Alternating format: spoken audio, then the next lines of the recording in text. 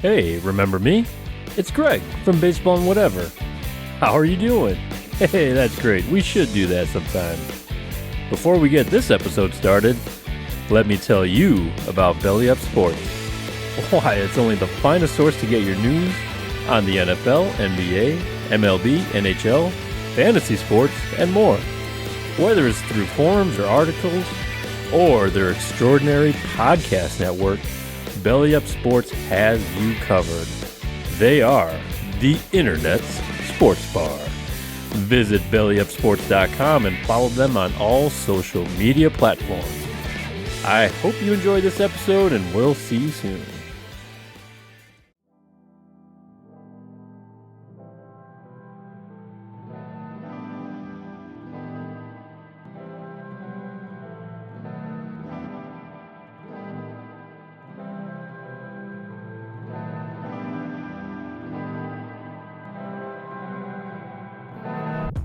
Hey everybody, it's Justin here, Baseball and Whatever. We are back, episode 41. I got Greg, I got Vinny.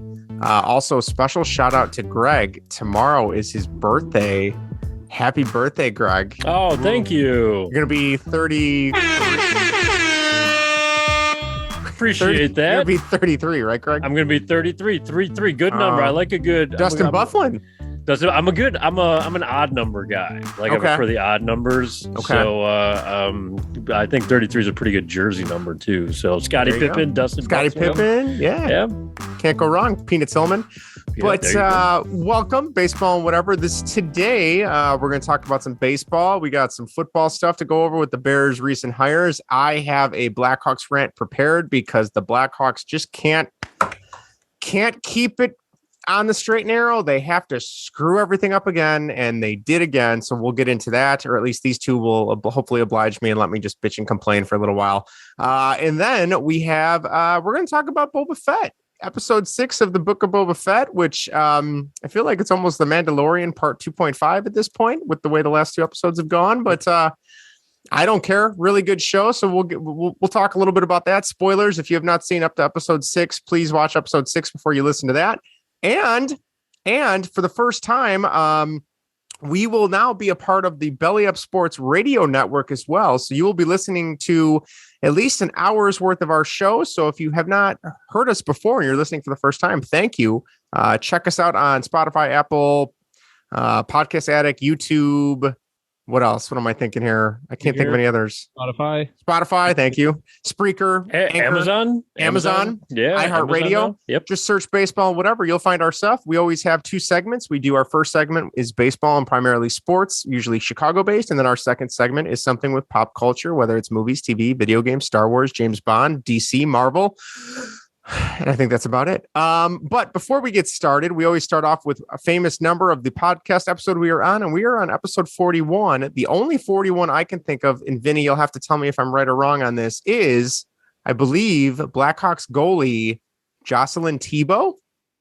Yeah, I had to look at that name. Good one, but he was good. Did this one. One I thought you would have gotten before Jocelyn Tebow. Nicholas Hjalmarsson. Oh yeah. Oh, that was he was a rookie. He was 41.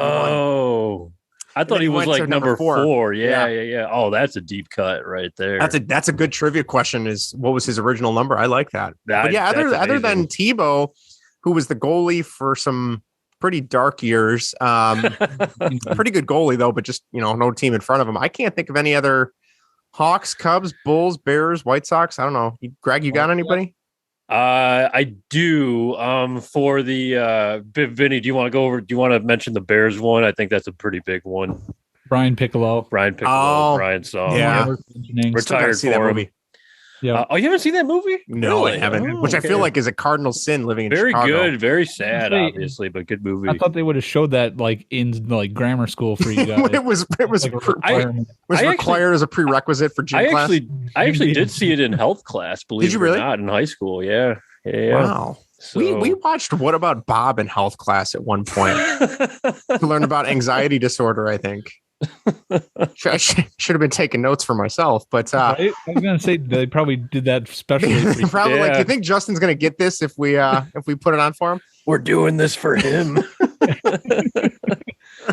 They had the class in there early one day and just told them we're gonna watch. Hey, for Justin. just go along with it. He won't notice. No. For the White Sox, I had a couple dudes, and most recently, I remember I was super excited. The White Sox signed this guy, even though he was kind of past his prime. He was like a World Series hero with the Kansas City Royals. That was like when it was him, Wade Davis, and Greg Holland, and that guy was Kelvin Herrera, fireballer from a couple years ago. But he stunk with the White Sox. Adam Engel, rookie year, 41. And my personal favorite, and really quick, this guy was a superstar for me in MLB 2K8 in my this is a deep cut franchise mode. And that is my man. He was terrible in real life, but he was really good in the game. That's Lance Broadway. My man. Ooh, I've never heard of that guy before. You've never heard of Lance Broadway? Oh, this is 08, 09.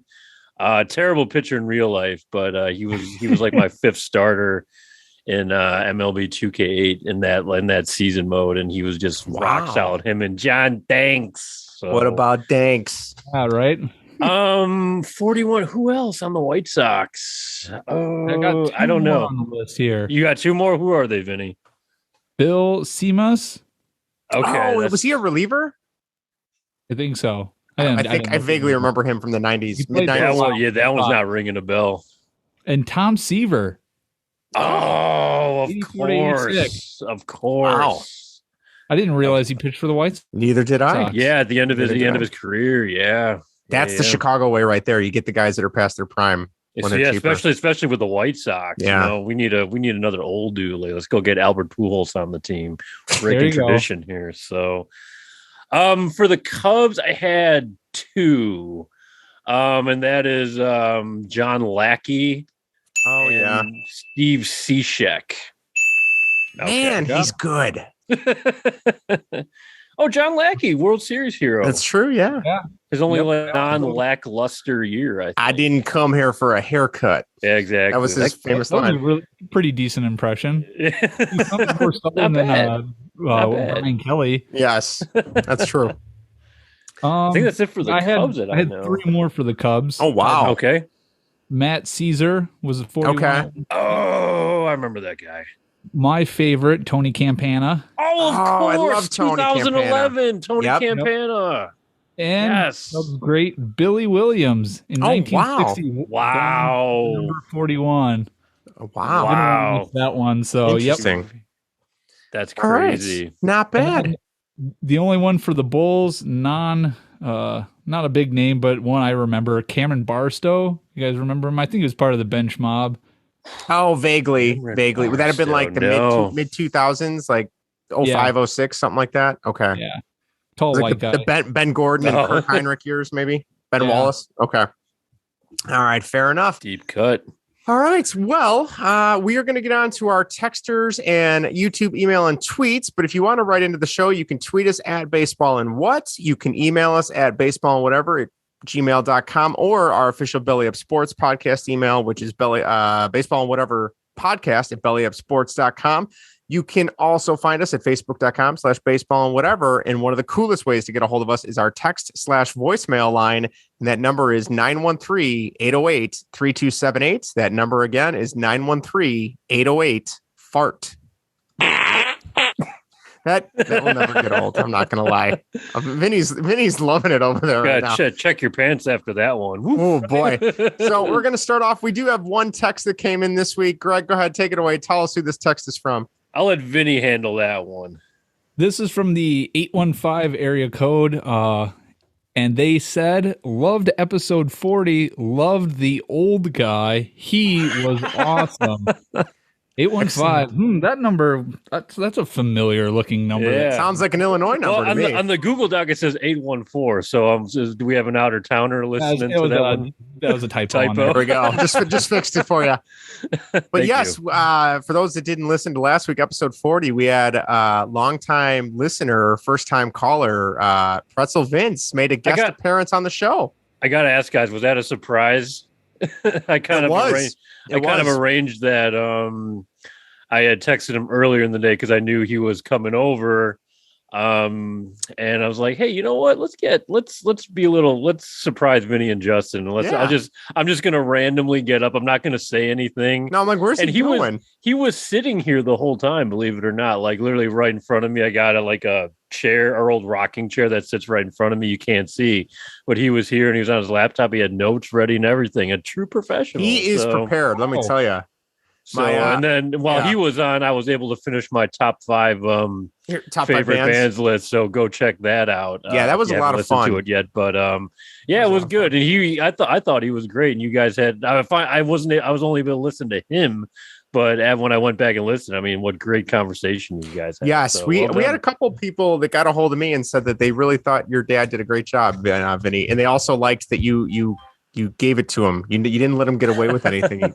No, I can't do that. Hey, if you're going to come on the show, you better be prepared. And you got to bring your A game. That's right. Got to bring your A game. We do have a couple of YouTube comments that came in from Erica. I don't know which, Greg, you want to take these? Speaking of family affair here. Pretzel Vince, a little bit. So Erica on YouTube, dang, Vinny, you were pretty rude to your guest. Poor Pretzel Vince. Like I said, I think he took it pretty well. Yeah, he rolled with the punches. Roll with the punches. Yeah, so he can get heated here when it comes to the Bears. That's what the Bears' duty is. That's his jam. It's his bread and butter. Erica on YouTube also continues late to the party on the Christmas episode. Oh, sorry, I forgot to That's all right. The Christ episode. Yes. We getting religious. We haven't gotten there yet. But you missed that one, Greg. We did the Passion of the Christ review. Oh man. Next time. But loved that intro, Greg. Oh, thank you. Yeah, that was a little fun to write. That was a good one. That was a good Clark Griswold in there. So good ad read. So there you go. Feel free to write in, leave us a YouTube comment, search on YouTube for baseball and whatever. Subscribe to our channel. If you're listening on Apple Podcasts, write us a review or just click 5 stars. We will take either one very happily. Thank you very much.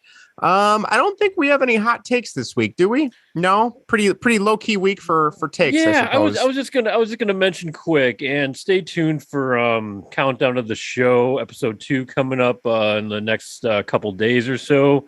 But I gotta say, there's been a lot of hate from our friends from the East Coast about Derek Jeter, being a fake cover for the deluxe edition, which is non-existent, by the way. It's only all digital. But I always think of Vinny and his Yankees facts, kind of putting Jeter back in his place, and all the meatball Yankee fans out there. I'm not buying the game. It doesn't have Derek Jeter. So that's a pretty good New York accent. I'm constantly sending Vinny tweets. I'm like, you see, look at these people. You see this? Their damn minds. So my blood pressure raises whenever I have to read those. Thanks a lot, Greg.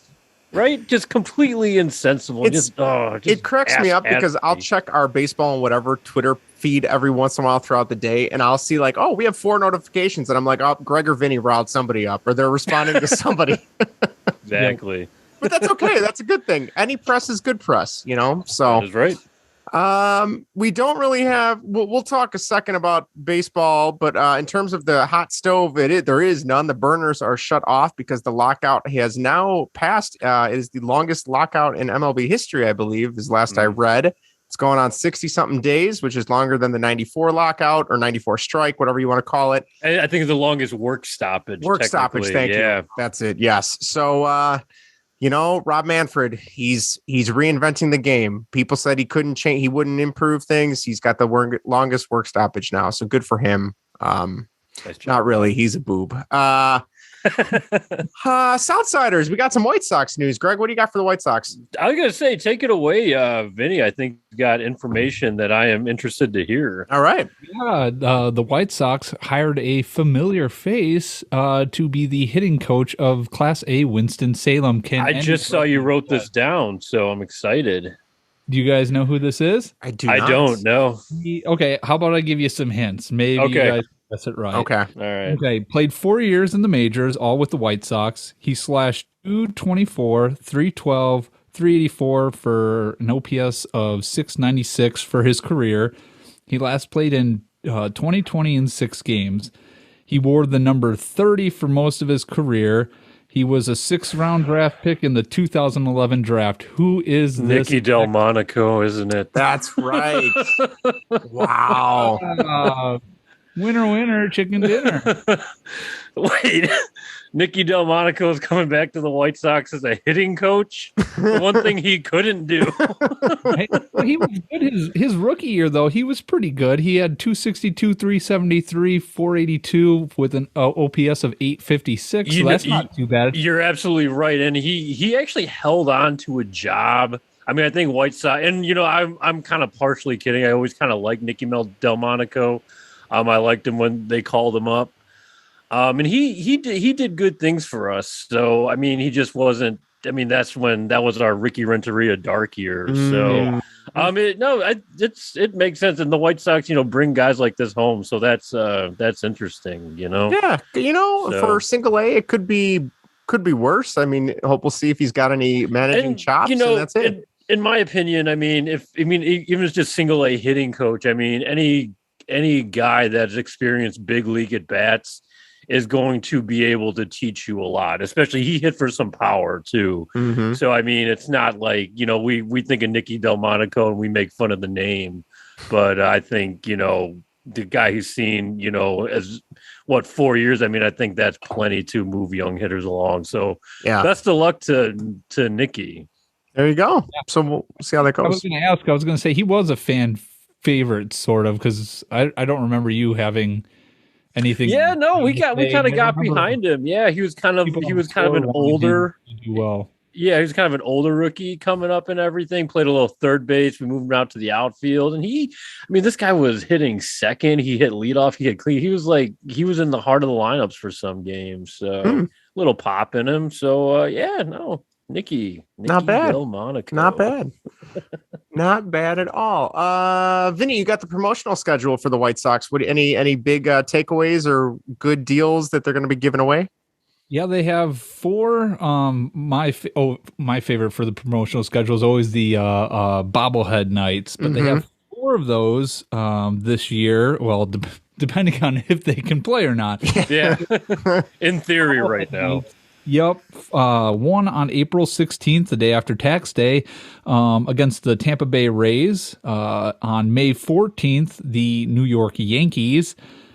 On July 4th against the Minnesota Twins, and July 23rd against Cleveland are the bobblehead days. Oh, they also okay. Have some of the other more exciting giveaways. The AL pennant, the 2021 winning pennant. They're having a pennant giveaway on March 31st. That's not going to happen. That's not going to happen. Oh, yeah. Against the Twins. Crewneck Sweater Day on April 2nd against the Twins.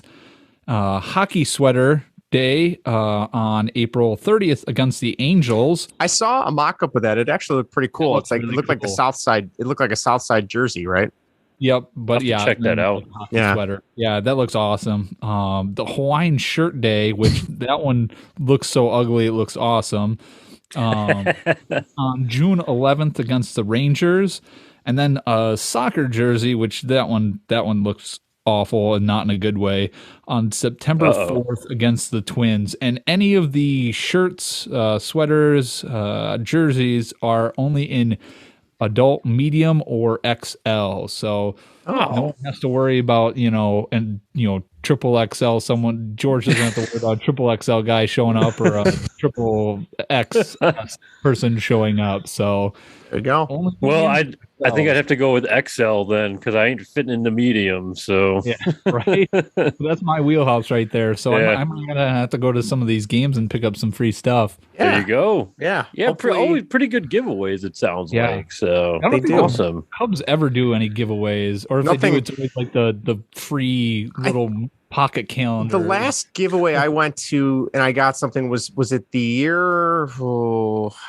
I don't know. It couldn't have been maybe it was 2016. It had to have been recently, 2016, 2017. I don't know. One of those, but it was like the 1918, 1919 Cubs jersey with the whale on it. Yeah.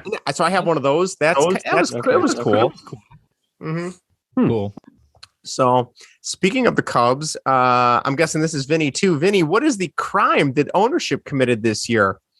Well, if you guys have not seen the news, the Cubs are, I guess, going to be breaking ground on the new sports book. Yes, I did hear this. Yes. Now, where the sports book is going, they have two statues, one of Billy Williams and one of Ron Santo. Yep. And they are removing them so they do not get damaged. That makes perfect sense. Yeah, I get that. Why leave the statues there so they don't get, they'll get possibly damaged by an accident in this construction? Well, God forbid if they move the statues. There is a sect of Cub fans on Twitter that are getting their pitchforks ready, getting the torches lit, the knives sharpened, and they are ready to storm the gates and take over. Because they are moving statues. How dare they? Nerve. Yeah, the nerve of the Ricketts. But if memory serves me correctly, and it does because I checked it, do you guys know who commissioned those statues? Tom Ricketts. Exactly. Yeah. Do you know how long those statues have been there? A couple of years tops, right? 2010 was when the first one went in. So not long ago. This isn't like this has been here for 30 years and it's wow, this was here, but when my parents used to go to, no, that it hasn't. I don't get the they deserve the crap that they get a lot of the time. But there's plenty of reasons to storm the gates with the pitchforks. This is not one of them, though. No, and I get it if you're upset that they're putting in a sports book on the grounds with Wrigley. Okay, whatever. The sports book's going to happen anyways. Everybody in Chicago is now getting one. The White Sox are getting one. United Center is getting one. The Chicago Sky are even getting one. When the Bears move, they'll get one. I'm not sure if they're going to get one at Soldier Field yet or not. I was going to say they might be last if they wait till Arlington to get theirs. Funny what that would be. But the sports book is going to happen, and you got to get past that part of it. I mean, it's just going to be something that's going to be there. It's gambling going to be a part of sports going forward. Yep. And it's only going to grow.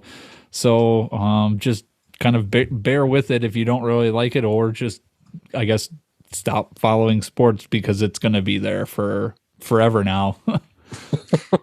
I don't even know what to say anymore. I read they were just being kept in storage until, a spot was being, a spot determined to be relocated. Like they're just, like you said, Vinny, they're just keeping them safe. And they're 2010. This isn't like when I first heard that, I thought of the debacle last year where they removed the Loretta Lounge at guaranteed rate and called it the LaRussa Lounge, and Sox fans lost their shit over that, which that one I kind of got behind, but because that was like when Tony La Russa was still on our shit list. So the Bulls moved the Jordan statue inside the United Center. That's not even outside anymore. I mean, that seems like a bigger party foul than anything. I mean, that was iconic outside and now it's inside, but And this isn't the first time they moved the statues either. No. When they did renovations to Wrigley, they moved the same statues. They moved those, and they moved them, put them in storage, and they cleaned them up. They're going to do the exact same thing, and they're going to put them right back out there, depending on when the games start. And who cares if they're there during opening day, whenever that happens. So I think people need to calm down over that if they're really that upset about it. Find something else to be angry about. Yeah, you can be. There's many things to be upset at Tom Ricketts for. This is not one of them. But did you hear that, Crawley? Find something else. Or is he behind this? Are we taking Crawley's side on this? I don't know. Greg's going to flip sides and just get pissed off at it if we are. I did not see him he wasn't the person that was leading the charge. This was I don't know if you've seen him on Greg, since you're a White Sox fan, but the director of morale. Yes. I don't know him. Seen him a lot. I've seen him. Posts a bunch of he's got a big following and posts a bunch of stuff. and it's usually flip-floppy, wishy-washy, but everybody stands behind whatever he says, and some of it's fine, but some of it's just like when they traded everybody, he was all up in arms about it, and then like a week later he's like, oh, you got to follow the team now, you can't be upset about the Pats. Like, oh, okay, buddy, you were leading the charge about Rick could sell the team and everything. So that's just the type of account that is being run there, and it's annoying. But a lot of people just take that as scripture to being a Cubs fan, and it's obnoxious. Well, speaking of baseball, the MLB, I think on Monday of this week, sent a counter proposal back. The players union said, no thanks, we're not interested. So they're back to square one. And now the MLB has requested mediation from the government. So I don't know where we're going to get with that. I guess they did this in 94, and Donald Fair spoke about how it was the biggest waste of time. Everyone had these other agendas that they were pushing for in this mediation process. So that was 94. This is 2022. Who knows if that's going to be different, but really it's win-win for the owners, because if the union says no, the owners look good. And if the union says yes, then they burn a few weeks in federal mediation, and then they're still back to square one, I would imagine. Right? Like, I don't know what they're not doing anything. Like, there's no moving either way. It's so frustrating.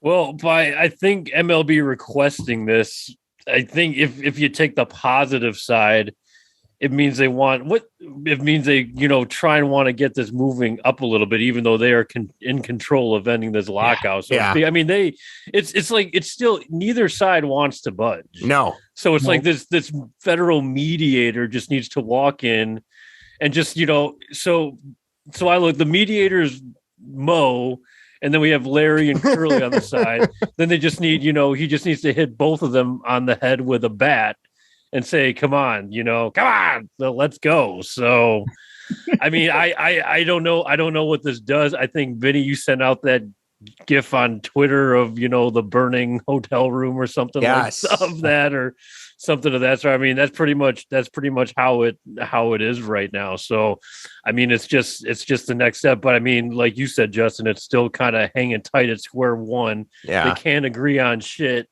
MLB or the PA has stopped their pursuit on a couple of the bigger issues, but when it comes to some of the money talk now, it's just nowhere close. So we're spring training is in high doubt. Full spring training is most likely not going to happen. I think the season is in some real jeopardy here. So. Yep. Yep. It's annoying, and it's stupid from a fan's perspective. I mean, this is the last thing the sport needs.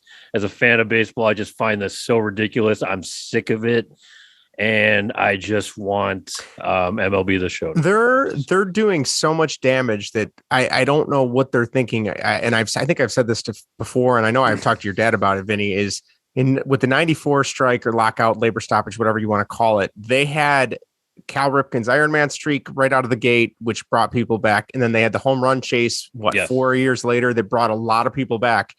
You don't have anything like that to bring people back. If anything, people have been leaving the sport left and right because if you want to talk about pace of play and all that stuff, or, I mean, just the fact that they're so antiquated in streaming rights and just, stupid network deals and all that stuff. You're not going to get anybody back. You're going to start hemorrhaging your fan base. I don't know what their end goal is here or what they're trying to do. You mean you guys aren't really excited for the pitch clock and what do they want to set the pitch clock? And what do they want to set the pitch clock at? Did they determine a number? What's being used in Indy and the minor leagues for the pitch clock? I have no idea. Okay. Because I was going to say, I've heard 20 seconds and I've heard 30 seconds. That is a long 20 seconds is a long time to be on the mound. That to me, that frankly doesn't do anything. No. 20-second pitch clock. That's like no change. That's just, that at that point, that's just large timer scoreboard installation behind home plate. So, I mean, you can put more ads on it then at least. Yeah, you could. Yeah. Viagra ad after the countdown. 20 seconds. The research. Yep. 20 That is seconds. so long. 20 seconds is so long still. I'd be surprised if if most pitches were going any longer. So I mean, let's say 20 seconds times 100 pitches on an average 100 pitches. So that would be 200 pitches. That'd be 400. So 4,000 seconds. 4,000 seconds divided by 60 seconds in a minute. That comes to 66 minutes to probably get to like the 6th or 7th inning, but that's without stoppage in play and hits and anything else. So I don't really. You're not changing much. Average, in 2018, the average pitch pace was around 24 seconds. So you're really only cutting 4 seconds. 4 seconds at the max. So, and if I was a hitter and I knew the pitcher was on the clock and there's no regulation on a batter calling time and it being acknowledged, because umpires will still acknowledge that unless it's a robot over there, which it still might do. I am just calling time as much as I can as a batter. So why not? Because then you got an added thing the pitcher's thinking about. Because you're trying to get the sequence, you're trying to get the location, you make sure communication's right. It's like, ooh, good, okay, yeah. Still got 10 seconds left. You're in the windup in the stretch, and then he calls time. Yeah. Restart. Damn it. How does that work? So man, what are they doing? I don't know. Well, I don't think the pitch clock solves anything. No, I don't think it solves anything. I don't think it solves anything. You need to, if you want, I don't even think it's a matter of trying to speed the game up or make it faster or less time consuming. Make it more interesting. And there's ways you can maybe structure the rule changes. I mean, if you want to go down the path of getting rid of the shift or, doing certain things where there's more balls in play that are actually hit instead of hit right at someone and then it's an out. And that's, the end of the inning. I don't know. They want offense, but then the offense is going to lengthen the game, which is completely counterintuitive to what they want to do. Right. Yeah. Yeah. Was that catch 22? Yeah, pretty much. Yeah. Yep. Yeah. So you want more offense. The games are going to be longer. Yeah. And so you wanted to shorten it. Then you got to have the shifts and everything like that, which is not necessarily fun for a lot of people and kids. And the main thing, they need to make it available to people, right? And the blackouts. Start there.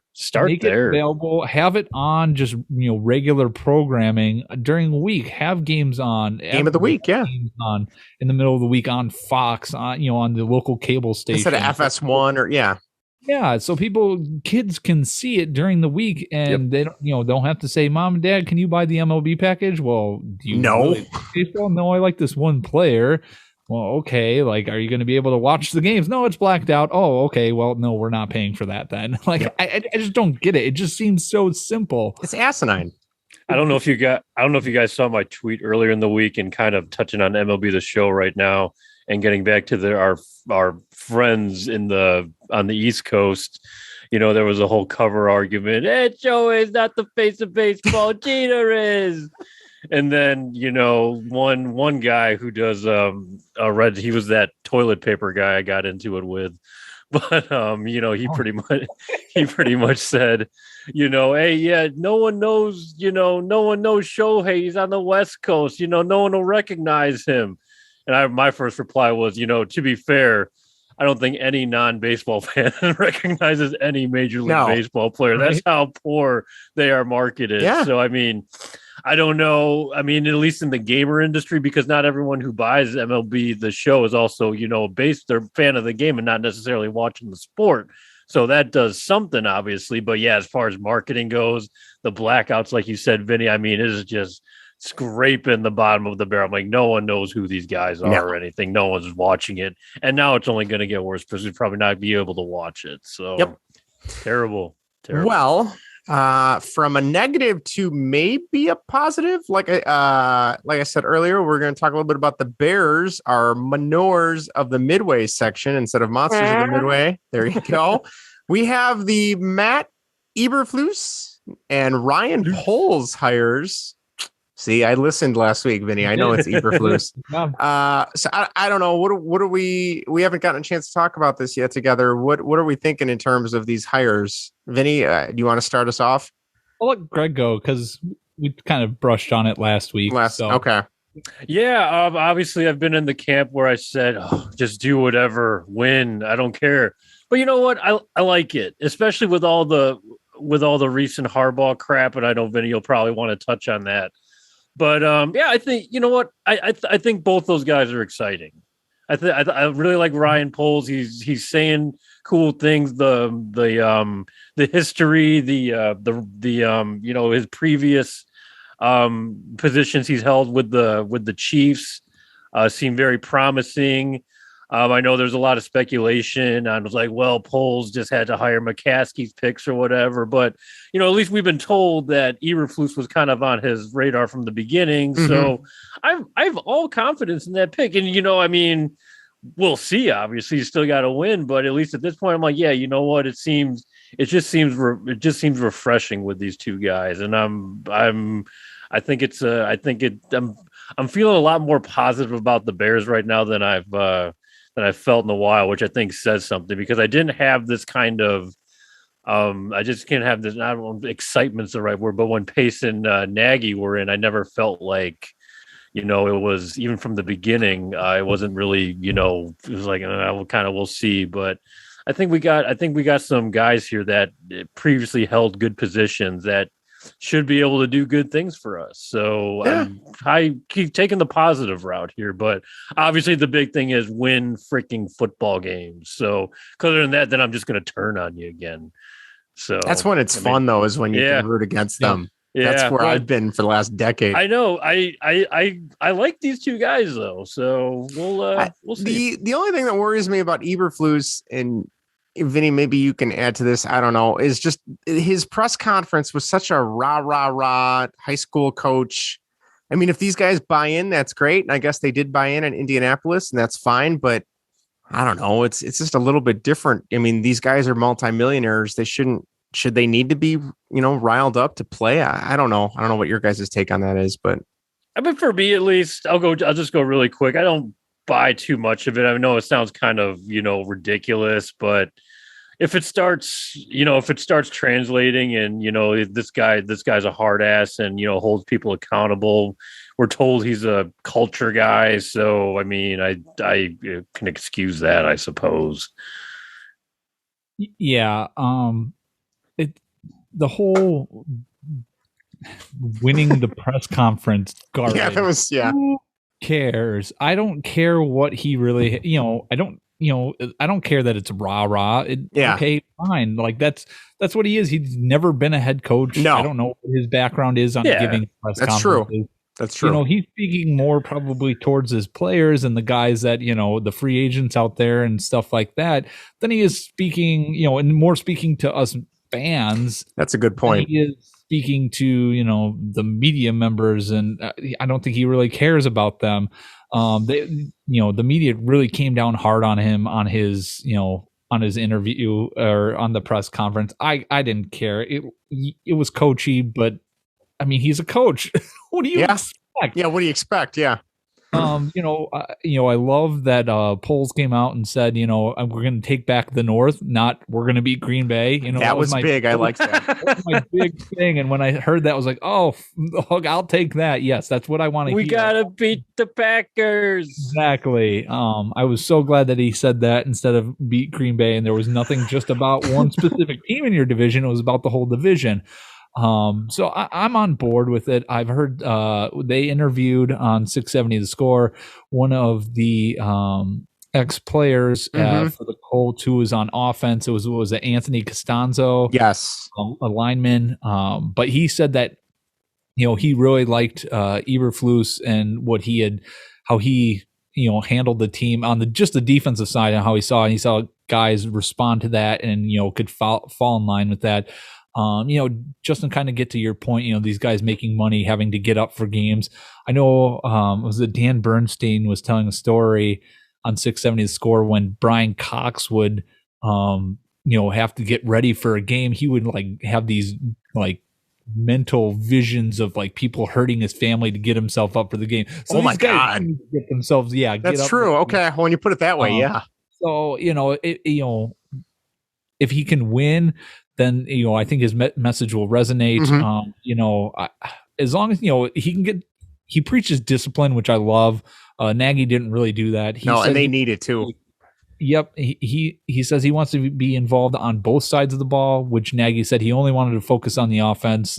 Clearly, we saw the lack of discipline on the defense come through again and again. And also it also was on the offense too. But, it's great that he's going to, be a part of both. Even though he is a defensive guy, he said that he was going to, work with Justin Fields and show him things that defenses that things that ways you can take advantage of defenses, which is great. That's what you need to know, and that what better way to learn that from the defensive coordinator. So I'm really excited to see what these guys do. One thing that did make me nervous about the whole hiring process after it came out, they both share the same agent. And I don't know if you guys had listened to the interview. They were asked that question about whether their agent had played a role in getting them together. And they gave the worst and most awkward answer that you could think of. Like, you can answer this. Don't answer it this way. And they did. They looked at each other. There was a long pause. They kind of looked at each other, I guess. They glanced at each other. And then, was it Ryan Poles? I believe it was him, said something along the lines of, it kind of helped us get in touch. It's like, this is really an awkward answer. Yeah. We really hope there wasn't some sort of, there's rumors that the agent, I forgot who the agent is, but I know he's an ex-Bear. And I know that people were pushing for him when they were kind of doing this whole restructure possible restructure during the season, that he would come in as the VP of football. Is that the Armstrong guy? Yeah, it's Trace Armstrong. Trace Armstrong, yeah. Yep. The name for slipped my mind there. Thank you, Greg. But yeah, Trace Armstrong's their agent, so that's something that got me worried. And I guess Trace Armstrong is also Matt Getsy, the coordinator.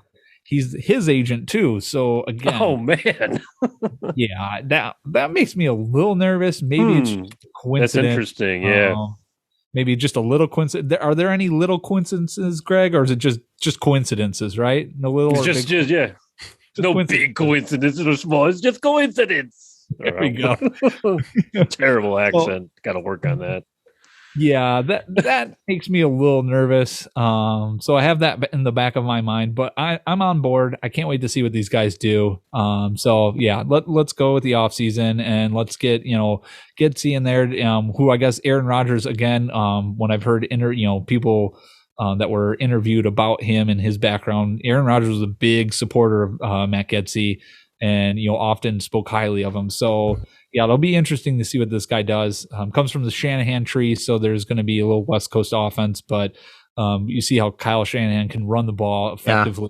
Yeah. Hopefully that's what, there's a good balance there of, so yes, I'm excited. So awesome. Well, cool. You know what, that you sold me. I'm sold. I'm ready. Bring on the football season. Do we, I don't even know. Should we wait for more information, or do you guys want to talk about the Brian Flores class action lawsuit, or should we wait until we have more time to talk about that one?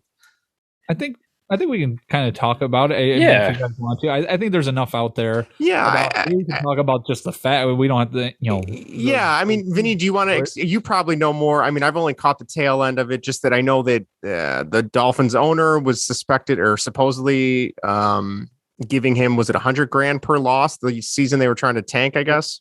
Yeah, and to lose. Yeah, my understanding is the owner of the Dolphins also is a partial owner in a major sport book network as well. Mm-hmm. So that gets into some dicey territory very quickly. I don't know what else you got on that, Vinny. Yeah. So, this is a very interesting case. This is going to be. It's interesting on all fronts. I feel like you have different aspects of it. You have the hiring process, which is outlined in his case as being completely bupkis. He showed up for the Denver interview. I heard about that one. Yeah. Or it was a different hiring cycle. But he showed up for the interview, and the owners and whoever was in John Elway. It was John Elway showed up drunk and hungover, shit-faced, right? Yeah, and they weren't taking it seriously. So, he didn't obviously get the job there. And then the whole Giants debacle right now is yes. Oh my God. interesting. He received if you're unaware, he received a text message from Bill Belichick congratulating him on getting the Giants job. Followed up by this is before Brian Flores had his first interview. Followed up by, I really fucked this up. This was meant for Brian Dable. And I'm really sorry about that. So, and then so he sent that and then retracted saying, I sent it to the wrong person. Now there's a lot of things that go into this. One, Bill Belichick does not strike me as a guy that he seems very detail oriented. Yes. It almost seems too convenient. Yes. Like I want to put my tinfoil hat on and be like, he knew what he was doing from the get-go. Exactly. And now let's not forget that this was the team that had beat him twice in the Super Bowl. Yes. They were, and so, you have that against the Giants. He's really going to put the screws to the NFL because of Deflategate and everything that happened with that. So did he do this on purpose? I don't know. I mean, we all make the occasional mistake of texting the wrong person, but usually that's like a group message type thing. I text the wrong group. I meant to text somebody else and stuff like that because you see a name. But to congratulate the wrong person on a job before they were done interviewing. They even interviewed, but there was one wrinkle in this is that they had already interviewed Leslie Frazier. That's correct. Yeah, brought him back for a second interview, so you can kind of poke a hole in that part of it. I still think that he wasn't like Marvin Lewis going in for the Cowboys interview when it was reported that they were going to already hire Mike McCarthy. Yeah, to satisfy the Rooney Rule, pretty much. Yeah, bring him in at like 8:00 at night to interview, and it's like, the next morning they hired Mike McCarthy. Yeah, so it wasn't that aspect, but I can't imagine that. We all see it happen where it's like, that's the Rooney Rule interview there. Yeah, they bring in the one guy. Yeah, I would say that the Bears, on one hand, they cast a wide net. You kind of have to like their hiring process. It seemed like teams are getting better. The Vikings, as well. Their GM, he's African American from Cleveland, was hired for the Vikings GM. So there's teams that are trying. I think there's a long ways to go with it. Clearly, the coaching candidates, they only have one right now, and that's Mike Tomlin, the only African American head coach in the NFL. But he is supposedly Flores is up for the the Texans and the Saints job. Saints, yeah. We'll see what happens with that. He might have just torpedoed his career. That's what I'm wondering myself. Yeah. Good for him to have the stones to do that. And it looked like getting back to the tanking aspect of it with the owner of the Dolphins. It sounds like Hugh Jackson of Cleveland also was in the same. I read that earlier today too. Yeah, he had the same sort of thing happen, and I want to say somebody. I don't know who came out in defense of who. Was it Hugh Jackson or I think it was Brian Flores? Someone said that they have receipts. So someone's got some evidence to help him out in his class action lawsuit. So that's great to see. Hopefully they can kind of stick it to the NFL because they kind of deserve it with this. And the hiring process needs to be better. Well, the other thing too is that I believe Brian Flores, if I'm not mistaken. Oh God, I just lost my train of thought now. This is horrible. This is awesome podcasting right here. I totally just choked. I don't know what I was just going to say. Go ahead, Vinny. I'm sorry. This is going great. So now I don't even know where I was going to go. Well, let me just try. Let me step in Greg. Here. So there's just multiple levels of dickbaggery that this is exposing that we knew it was going on. NFL owners, bad hiring practice, manipulation of rules. The Rooney Rule is in place for a good reason, but it's just used to, just used as a way for, like a token interview. To just interview a black candidate, even if it's no interest. Right. I'm proud of Flores for what he's doing. It could potentially damage his professional coaching career in the NFL, which is unfortunate because this guy was coaching a dickbag team, bunch of losers, and still found them a way to win while the owner was allegedly, paying him. It was almost like a Bond villain situation. He's going on the good evening, Mr. Flores. Let me introduce you to this quarterback. And the problem is because it is class action, they're trying to, prove systemic racism. I mean, obviously it's clear, just like you said, Mike Tomlin being the only black head coach in the NFL. So we know it's a thing going on. The problem is being able to really prove that in court too. Right. But that's where it gets tough. If anything, this class action lawsuit does something to move the needle in the NFL. If anything, because the racism thing will continue, unfortunately. It's unfortunate. It's hard to prove because the Giants could say, yeah, they might have already done it. Say we took Flores and Leslie Frazier. Frazier very seriously. They were considering cabinets. We just ultimately went with Brian Dable, and there's nothing wrong with that until you get the conspiracy text messages going on.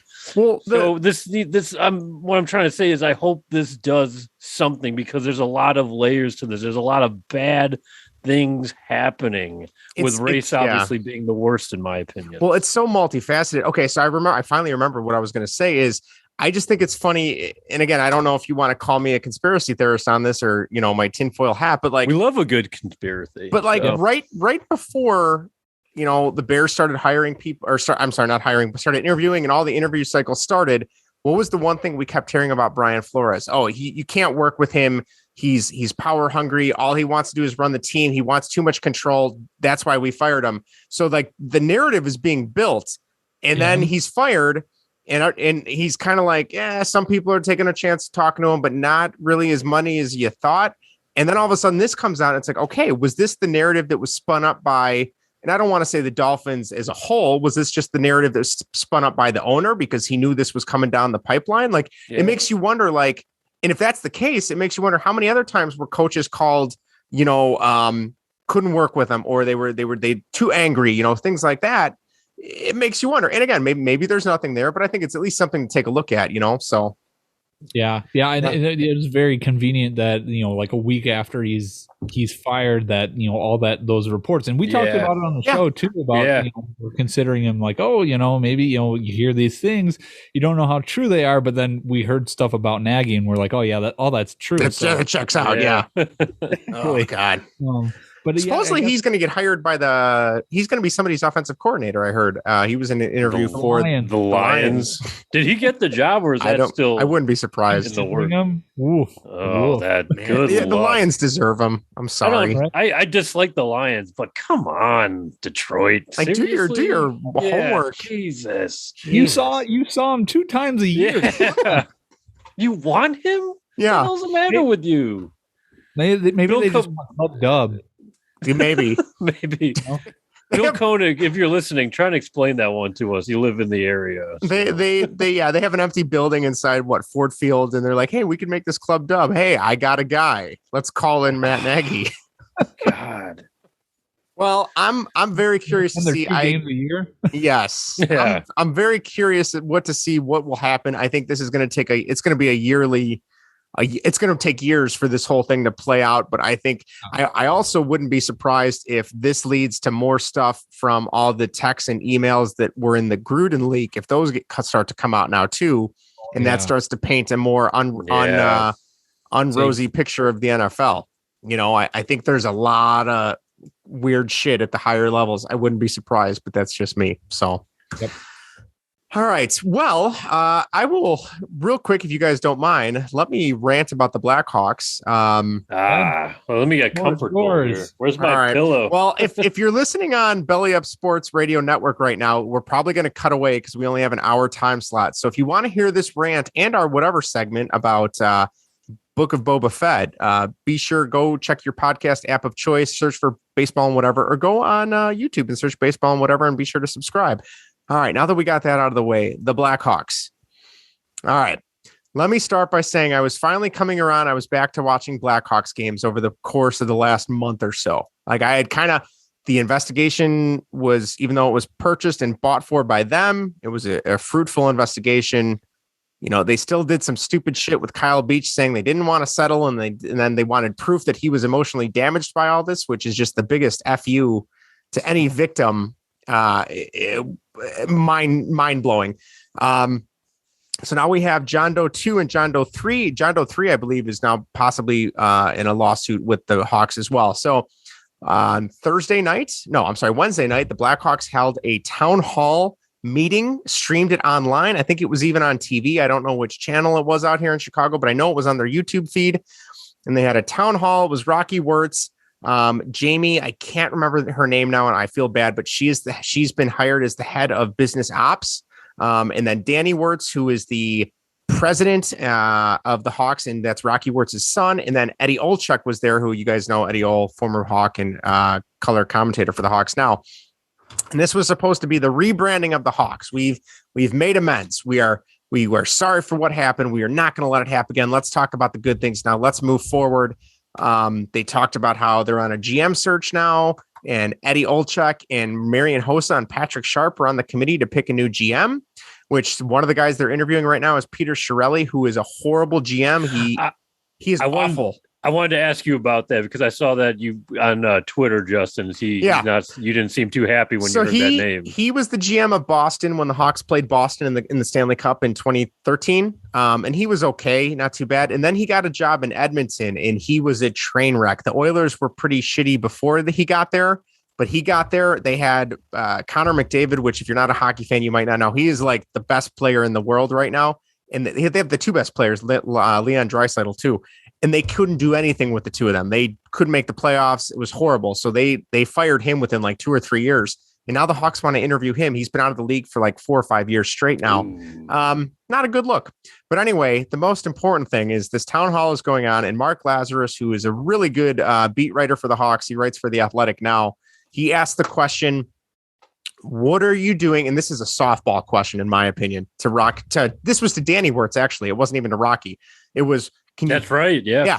Can you just kind of go into detail? You know, I know you've said you don't want this to ever happen again in terms of the scandal and the assault and the everything that took place. What can you explain are you guys doing to make sure that you can empower players going forward so this doesn't happen again? And he went to speak, and then his father, Rocky, went on this freaking tirade about, we don't talk about 2010. We don't talk about Kyle Beach. We're moving on. Why don't you want to talk about good stuff? You only want to talk about bad stuff. And he just kept going on and on. And poor Danny Wirtz said, well, I'd like to talk about what we're doing. And Rocky said, no, we're done. We're not talking about this. Shut up, boy. Yeah, right. Yeah. It was like, listen, an old man is speaking, Yeah.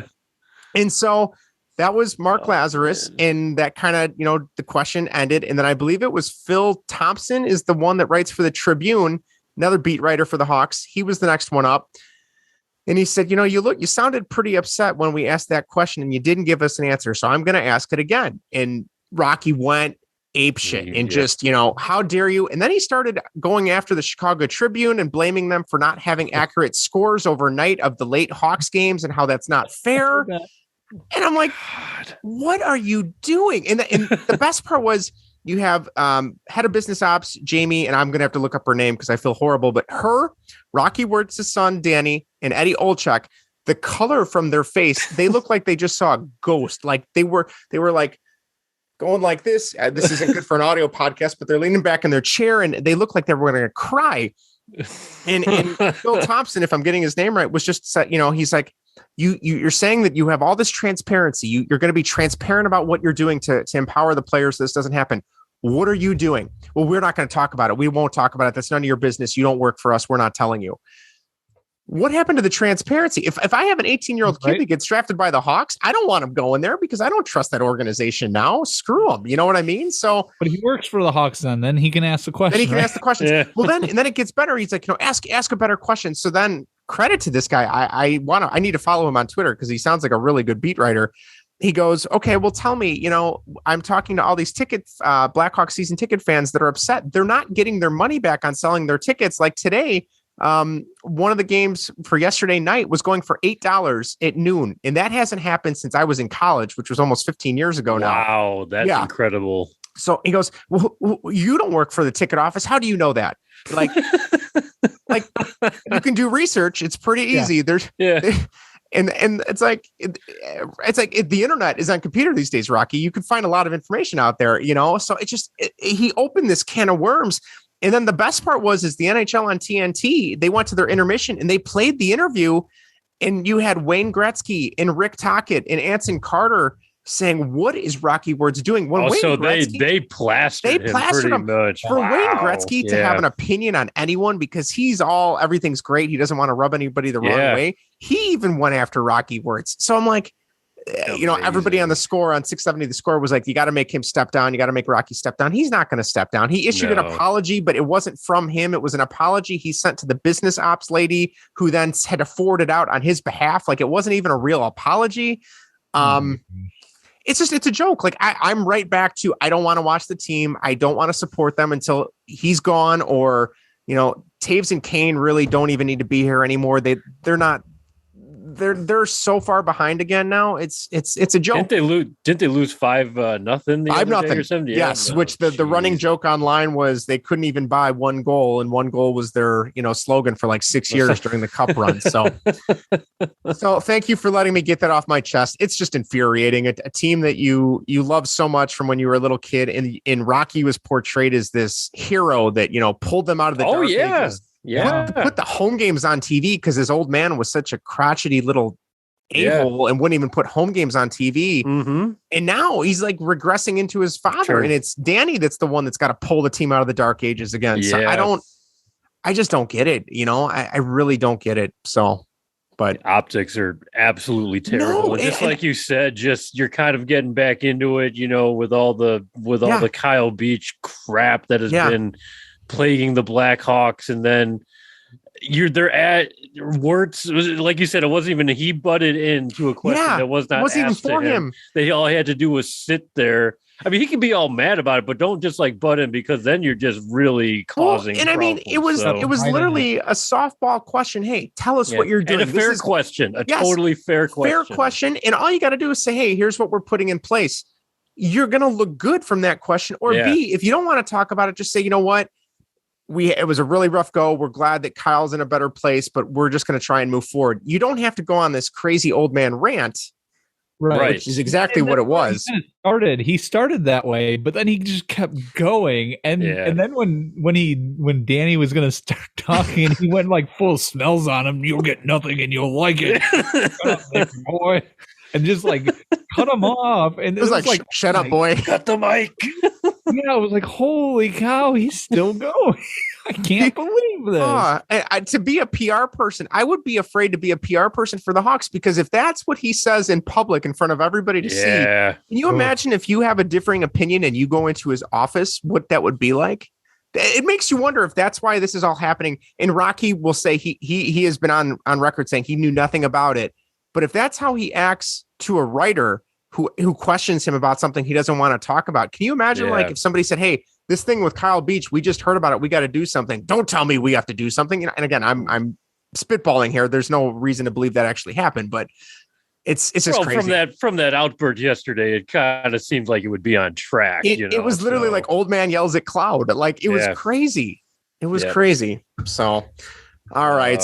Well, we'll move on. Just when you were starting to let the Blackhawks back in your heart, Justin, they. So, hey, I'm rocking the Leafs all the way to the Stanley Cup this year. That's my goal. So, all right. Well, that's it for our first segment. We're going to get to our whatever segment, which is Book of Boba Fett. Greg, you sticking around, or are you going to bail? I'm going to stick around for a little bit because I caught my second win. So, and I'm finally caught up with Book of Boba Fett because I had been behind for weeks.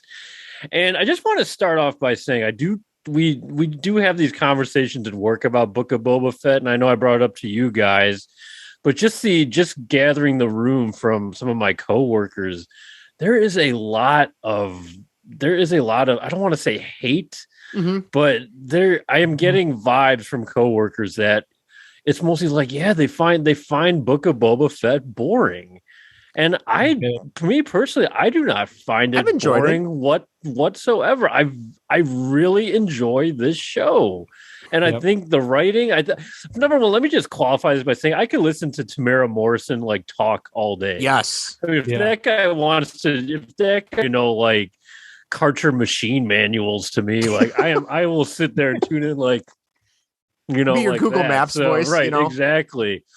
So I just think it's so well written. It's not, in your face, a lot of explosive action or anything, but it's good. It's great storytelling. It's interesting. So yeah, I am not there for the hate on this. I've liked some episodes more than others. Yeah, for sure. There are things about the show that I'm like, no, that's not really my thing, but it's okay.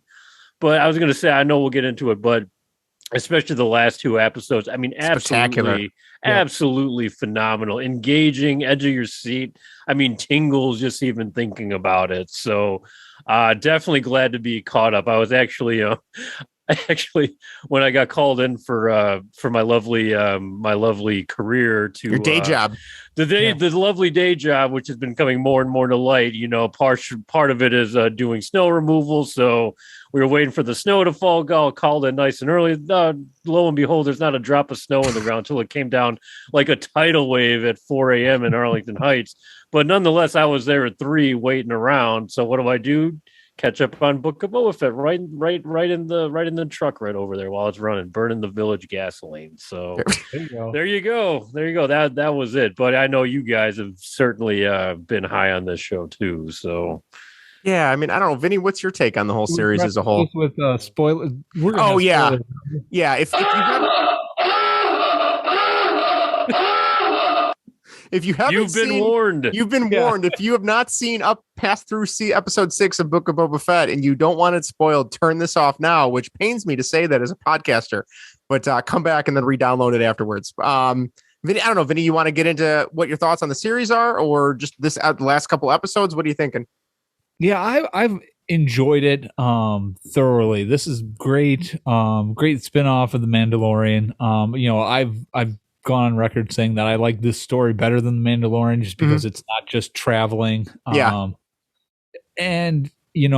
And there's been a lot of great callbacks in this to a lot of the previous Star Wars episodes, the main trilogy, and then the sequel trilogy with his new Starfighter, which I totally was shocked. I don't know what you guys thought about that. It was awesome. Fantastic. They brought the Naboo fighter in. I thought that was so good. Cool. So good. Awesome. And so, yeah, there's been a lot of great callbacks. I know, speaking on Greg, your negativity point, a lot of people I've seen have said, oh, well, he's not, he's a crime lord, but he's awful at it. Well, he's never been a crime lord before. And totally. When we saw him, in thinking about the original trilogy and him in it, he wasn't that, we saw him in what, two movies. And 2 lines maybe.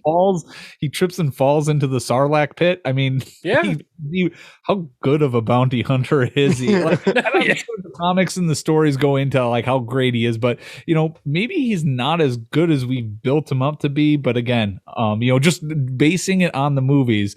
So he's never been a crime boss before, so he doesn't know what he's doing.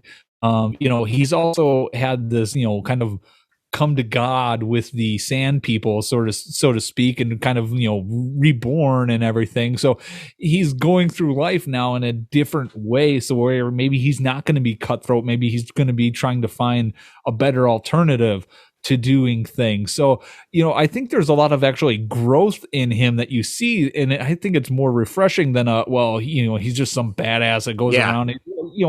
His character's kind of grown. He's an older man too now. Yeah. He's not young. So he's trying to, and he's also said it. He doesn't want to die by So, he's trying to, live out his life. So yeah, I think a lot of the hate, there's some stuff that he does that it was kind of questionable. Like when he goes back to the Sarlacc pit to get his gear, it's like, well, don't you remember you crawled out of it and you lost it? Like, don't you remember that? Yeah.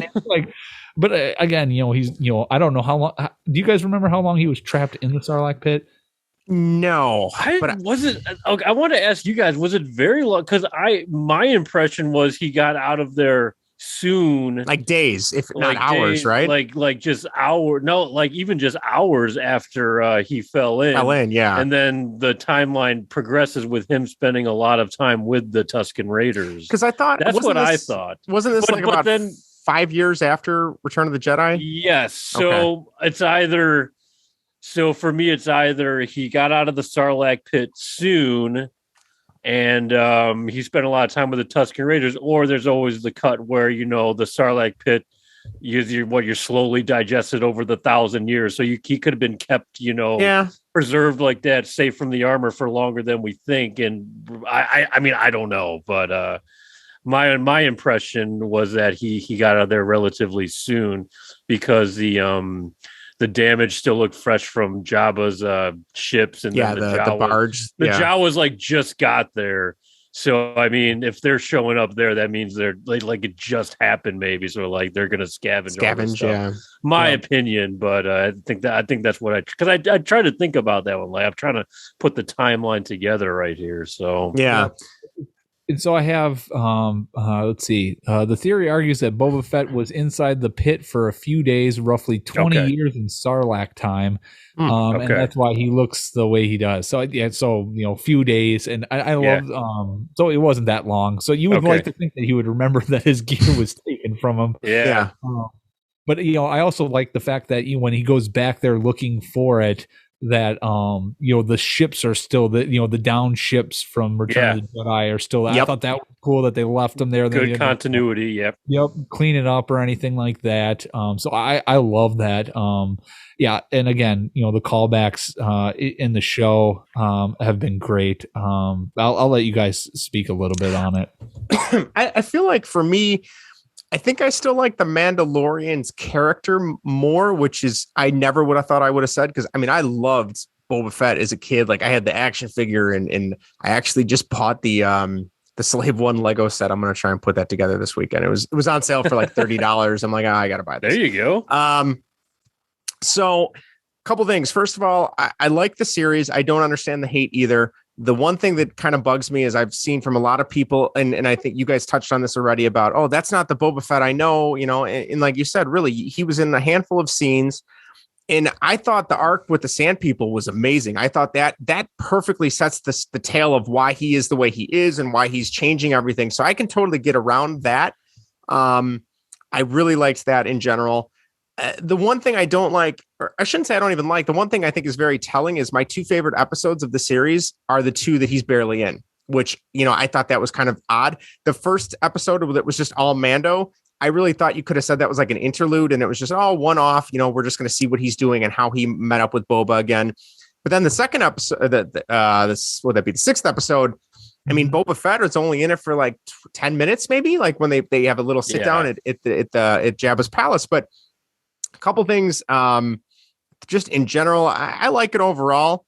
I wish there was a little bit more action, but I'm really curious to see how it all comes together. And Vinny, you touched on this, the episodes 5 and 6, the callbacks to the episode 1, the Naboo Starfighter was incredible. I love how they make mention about, oh, you don't like droids really, so I'm going to pop that unit out of the droid, and now you have a perfect spot for Grogu to fly with you eventually at some point, right? Like they keep showing that little bubble dome, like that's going to be filled with Grogu at some point. Also in that episode, that little droid, the BD-1 droid, that is the droid from the last Star Wars game for PS4, Jedi Fallen Order. So that droid is a shout out, consider them slime video. Yes, there you go. So I would say arguably probably one of the best Star Wars games ever made. Jedi Fallen Order, the sequel, they just got announced too. But that was a cool callback.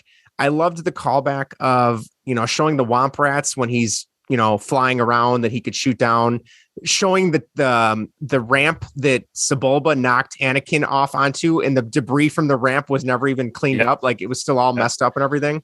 That was incredible. I was gonna say really quick, Justin. They did kind of almost go copy shot for shot some of the pod racing scenes in the Beggars Canyon turns right there. And I'll be honest, nice callback. I haven't seen episode 1 in probably a good 15 years, maybe 20 years. And I was instantly, I'm like, that's exactly what that is. I know what they're doing with that. And then, Lucas, man. Yeah. And then, I mean, and I'll let you guys can fill in after this, but episode 6, I don't know how they made that work with, if it was Mark Hamill or deep fake or a body double or whatever the hell they did, or de-aging. That was incredible. I mean, it sounded just like him. It looked, I thought the way they made him look in season 2 of The Mandalorian, I'm like, yeah, that's good, but you could kind of see it a little bit. You forgave that. You forgave it though, because it was such an incredible scene. Right. So that was great. And then whatever they did this time, it was like night and day compared to that. And it's even more farther removed from like when they put Leia in Rogue One and Grand Moff Tarkin in Rogue One. Yes. I want to know how they did it, because I thought that was incredible. The way he's, carrying Grogu around, just like how he carried Yoda around, but Yoda was training him. And then you have Ahsoka, and how she admits that she knew his father, and that whole thing. And really well done. And I loved the ending of that episode with Luke just saying, hey, you got to pick one, because you can only really devote your talents to one of them. So what's it going to be? Are you going to be a Mandalore, or are you going to be a Jedi or Padawan, whatever you want to call them? And I am leaning towards he's going to go with Mando. I don't think he's going to go with Luke, which part of me would like to see him go with Luke. I think it'd be cool, but I don't know. I don't know what you guys think about all that, but I'll let you go, Greg. I was just going to say, I think I'm leaning towards Mando too. I mean, if I'm kind of lining this up with, the sequel trilogy and see where that goes, even though I'm trying to ignore that, I try not to think about it. One of the callbacks I really appreciated in episode 6 was the training sequence where where Grogu is on Luke's back, very similar to when Yoda was on, the little knapsack on Luke's back on Dagobah. I thought was really, amazing. The levitation, a lot of the physical frogs, training aspect of it. I mean, just like absolute respect. While it's fan service, but it's fan service done well. That's what I always say, something that'll really get you to smile. I think as far as Luke goes, I know Justin, you and I we're talking about this. I think so. I'm not entirely sure, so don't quote me on this, but I think there was a stand-in. Okay. There was a stunt double. Okay. And there's like a mix of everything going together. And I think Mark Hamill gets the screen credit because it is his likeness. His likeness. I think that's how it's involved. But it looks so real. It didn't look. I could definitely tell the imperfections there, but it's not. It's like. The voice, like you nailed it. It's like the voice was you win. So. Was impressive too, because I'm like, I know Mark Hamill doesn't sound like that. He sounds like an old man now, but exactly. God, they brought back Yoda's lightsaber, which I'm guessing Luke took with him. I am going to critique it a little bit. They got the wrong shade of green on Yoda's lightsaber. I don't know if you guys. Okay, no, I did not catch that. Luke Skywalker's lightsaber, the blade on his in the Return of the Jedi was actually animated a little bit thicker than it was seen in the most recent episode. I think that was done intentionally. That's been made part canon. So that's one little small, minuscule, pointless detail that bothers only someone like me. But other than less, not mad whatsoever. What was I going to say? Oh yeah, I think I mentioned this to you, Justin, before I was sure that Vinny had seen the episode. So I'm not, I'm sure Mark Hamill's involvement was none other than a credit for likeness in this episode. So I'm not guessing he was actually physically in this episode. So here is, not to ruin this talk with the sequel trilogy, but this is my cut. The Jon Favreau, this Disney Plus television series, is able to create a Luke Skywalker much better than the one in the sequel trilogy, and the sequel trilogy had Mark Hamill. The sequel had Mark Hamill. No fault to Mark Hamill. Right, and no fault to Mark Hamill. No. That was the shit story, the shit script he was given, and they created a pussy Luke Skywalker. It's awful. Here they have Luke Skywalker back in the series. It's not actually Mark Hamill, and they've actually created a real Luke Skywalker. Yeah, absolutely. I don't know. I mean, that I'm going to give the credit to the creators right here because they've done a phenomenal job, but I can't do it without bashing the absolute incompetence of the producers and directors of the sequel trilogy. Ryan Johnson, ring up. Yeah. Yes. Yes, I'm throwing J.J. Abrams right there too. Oh yeah, he done plenty of damage. One of the guys I follow on Twitter, Wombat, he's on the CADcast, Cheap Ass Gamer, which is also, we on Twitter we get a lot of our videos. I gotta stop following that guy. And him and Wario 64, but he had tweeted out, it's so upsetting that this has to fall in line with the sequel trilogy. Like, can you imagine if it was an alternate universe, or if they could somehow write around the sequel trilogy? I was like, well, exactly, Vinny. I was like, are they writing around it? Is it happening? Do you think Disney would let them though? Do you think Disney would give them the rights to do that? I mean, because then really though, isn't that Disney? If they're smart, they will. If they're smart, they will. Exactly. But are they going to admit that they were wrong on the sequel trilogy? That's my thing. I don't know. Look at it this way: you can admit you're wrong. You still get to keep the money. That's true. You're still rich. Trilogy and make more money. Yeah. So the only people that will lose out on it are the writers and the people that greenlit it. But if you can make up a new story that's better, then who cares? They need a ton of money off of that. So I don't think, admitting that they failed on it or that there was an awful story, I don't think that's gonna, who's that going to really upset? Not me. Nobody. Not me. No. It's not going to upset the shareholders because they already made They've already got their money. Yeah. I think they could do it and they should do it. So agreed. Yeah, I'm hoping. The other thing I want to touch on, before we wrap up is bringing back Timothy Oliphant as Cobb Vance. Yes. For the beginning. Yeah. Incredible. As soon as I saw him, I'm like, I don't, apparently he's a big deal in one of the newer novels that they wrote after the sequel trilogy, or maybe it was a comic. I can't remember. His character was very minor, very bit part character. And they've kind of turned him into this bigger guy now. And thought he was awesome. And when they showed the title about the man from the desert or whatever, I just kind of assumed, okay, they're referring to him. He's going to go help. Cool. That's great.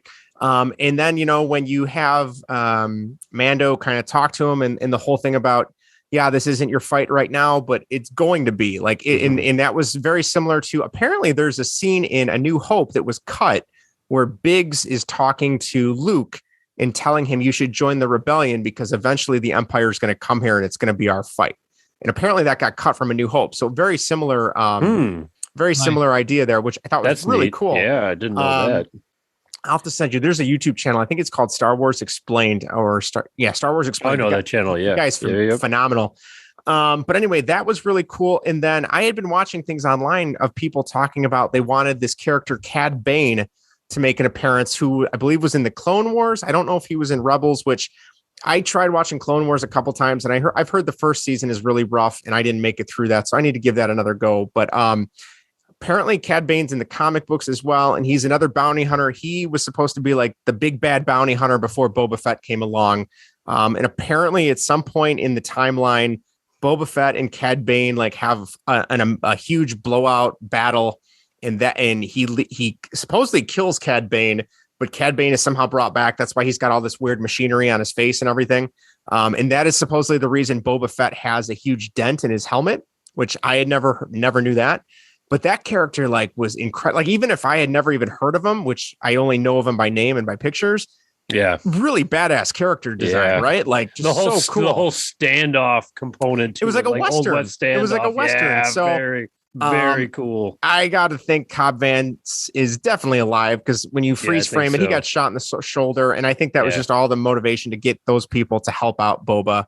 The deputy, I think, is toast, though. Oh, I think he's a goner. He didn't have a chance. Yeah. Didn't have a chance. But Mr. Tough Guy. I'm psyched. I hate this Wednesday mornings at like midnight because I never get a chance to watch it. And then I'm spending the whole day avoiding Twitter like the plague because I don't want to see any spoilers. So I don't know. You guys got any other comments, thoughts on Boba Fett before we wrap up? I think we've covered everything I want to say, but just how many more episodes do we I have? heard there was only 7, but I don't know. You guys keep talking. I'll try and find out on IMDb. I'm not sure. I was going to say, did you guys pick up on a Terminator 2? Yes. vibe during when they were talking about bombing Mandalore. Yeah, exactly. I got a total vibe. Oh, yeah. They had like the K2SO droids. Yeah. Exactly. Yep. Exactly. Yeah. Well, I'm glad I'm not the only one that got that vibe, and I didn't look into any like details on the episode if that was actually supposed to be. I don't know who directed it, so I don't know if there was supposed to be a cut to that. But that was well, I think Bryce Dallas Howard directed this. He's directed quite a few of them. Directed that one. I didn't know, maybe it was one of her favorite movies growing up or something. Yeah, I definitely think there's a connection attached to that movie. For he had a small part. I don't, I feel like he was kind of big at that time because he had done. I don't know if T2 was before Apollo 13, but I think it was right before Apollo 13. Yeah. Okay, so I'm sure he was too big at the time to have a smaller role on that. But, I was curious because I remember that scene. I'm like, oh wow, that had like a Terminator 2 vibe to it. I'm like, who's directing this one? So yeah, that was an awesome scene. I wasn't the only one that felt that, but yeah, the pod racing thing. I didn't. I kind of assumed that's what it was. I hadn't gone back and looked at it, so I'm glad you brought that up, Justin. But yeah, I had kind of the same thing. I'm like, oh, they're doing probably a pod racing thing. I couldn't pick it up as well as you did, but I had that feeling when he was flying around in the Naboo fighter, which is just like perfect if you think about it. I was gonna say that scene was that scene was so incredibly well done. And I wanted to, it was just so beautifully animated, whether they did model work, CGI, everything. Whatever they did. But it made up for me. And this is something I thought was a little dumb, but when they're chasing down like the mayor's goon. That was the weakest part. Yeah. I was like, that chase was a little in slow motion. It looked visually, it was a little dope. I'm like, oh yeah. And those bikes. I like the chase scene. Did you? But I felt like they could have been like those bikes looked like they're going a little too slow. Like you could. Yeah, I think that was my big problem with it. I was fine with the chasing overall. I think I had more of a problem the way it was done or something. I'm like, come on, pick it up, guys. That definitely seemed to be the trend on Twitter. I saw. I looked up. According to a variety of websites, Book of Boba Fett is only scheduled to have 7 episodes. So this is it coming up this week. So there's a lot to wrap. They got a lot to wrap up. Yeah. Well, I'm sure we're gonna get some sort of cliffhanger. Yeah, I'm sure. All right, I have a question. Or go ahead, Justin. I was say the only other thing I was gonna say is that scene, and I think we talked about it before, but that scene of him flying in on the Slave One and just blowing up all those bikers. Oh, that was awesome. Yes. Yeah, you just see that ship just color. I'm like, oh, they don't know what's coming. But go ahead, Greg. What were you gonna ask? I was gonna say, do we get so if next week is indeed the season finale, do we get a Obi-Wan trailer drop? You guys think we're getting any sort of info or visuals on that? Well, I feel like you got Obi-Wan, you got Andor, and you got Ahsoka's show, right? So I don't know what do we know. Ahsoka maybe because she's been in it. Hers because she's in it. Yeah, like I don't know. I don't know what's supposed to come next. To be honest, I really don't know. Yeah, I really don't know. I think we're gonna get something though. So, because we still have Ahsoka trying to track down Thrawn, right? We still have they haven't pursued that. So maybe that'll be something in Mandalorian season 3. I don't know. That's really quick. That's actually who I thought it was gonna be. Cad Bane for me because I saw the blue. The blue, yeah. Like, I wonder. I was like, I gotta text Justin right now because he knows. Man, I'm telling you, that guy is one of the best characters in the entire extended universe. He's such a good character. I'll be curious to see how they depict him. He's got to show up at some point. I don't know when. Or if they're going to get Benedict Cumberbatch. I know he'd been rumored for a little bit. That would be pretty cool. And I would like to see all these stories. They have to be converging to something. And if it's something about Thrawn showing up and trying to reinvent the Empire, because that's what he did in the extended universe of the books, and it was so well done. That would be the greatest way to bring this all together. So we'll see what happens. But an Avengers Endgame sort of. Yeah. Seriously. Yeah. Big. And then you wrap it up before the sequel trilogy starts, and then we never talk about it again. Yeah. Yep. Just erase it. Yeah. Erase it from time. So yes, as it should be. So all right. Well, I guess that does it. That was I could talk about Star Wars all night. I know. Anyway. We will be back next week. We'll be back with our regularly scheduled show. Maybe we'll do another top 5 list. We'll see what we got in the hopper for that. Be sure to check out, if you're a video game fan, especially MLB The Show, check out Greg's new show, Countdown to the Show. Another podcast feature on our channel. And I think that about does it. Vinny, you got anything else you want to mention? Nope. That's Nope. it. Greg, you're good. Nope, I'm good. I'm heading to bed, boys. All right. Be sure, when you hear this, be sure to send Greg Probst at gprobst15 on Twitter a happy birthday. The 33-year-old man in the White Sox gear there. I think that's back's hurt. Back's hurting. Knees hurting. So there we go. Yeah. Well, on that note, we're all going to go to bed. Have a great Friday. We will see you guys next week. Take care, everybody. Take care, everyone. Yeah.